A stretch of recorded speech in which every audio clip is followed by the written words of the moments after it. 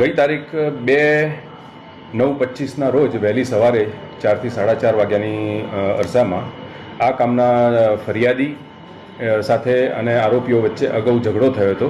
એ બાબતનું સમાધાન કરવા માટે આ બધા ભેગા થયેલા હતા અને એ દરમિયાન આ કામના આરોપીઓએ ફરિયાદી તથા ઈજા પામનારને છરી વડે તેમજ લોખંડની પાઇપ વડે હુમલો કરી છરીના ઘા મારી અને જીવલેણ હુમલો કરેલો છે.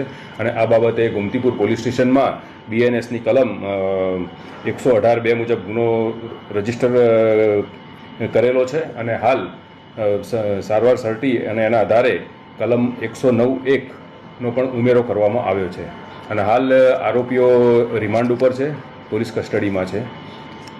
સર, આમાં આરોપી અને ફરિયાદી વચ્ચે શું અદાવત હતી, શું કારણ સામે આવ્યું છે? કારણ એવું છે કે ફરિયાદી અને આરોપી એકબીજાને ઓળખે છે, મિત્રો પણ છે, એવું પણ તપાસમાં સામે આવ્યું છે.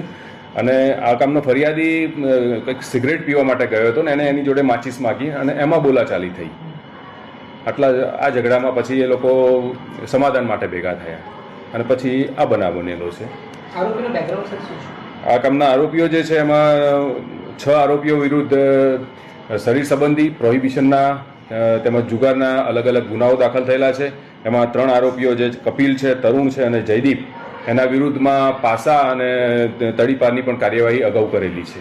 સર, આપણા વિસ્તારમાં કાયદા વ્યવસ્થાની સ્થિતિ ના કથળે તે માટે કયા પ્રકારની પોલીસ દ્વારા તૈયારી કરવામાં આવી રહી છે? અત્યારે આ તમામ આરોપીઓ વિરુદ્ધ જે કંઈ અટકાયતી પગલાં રૂપે જે કંઈ કાર્યવાહી કરવાની થશે, કાયદેસર તમામ કાર્યવાહી પોલીસ દ્વારા કરવામાં. Presented by Om Infotech Solution.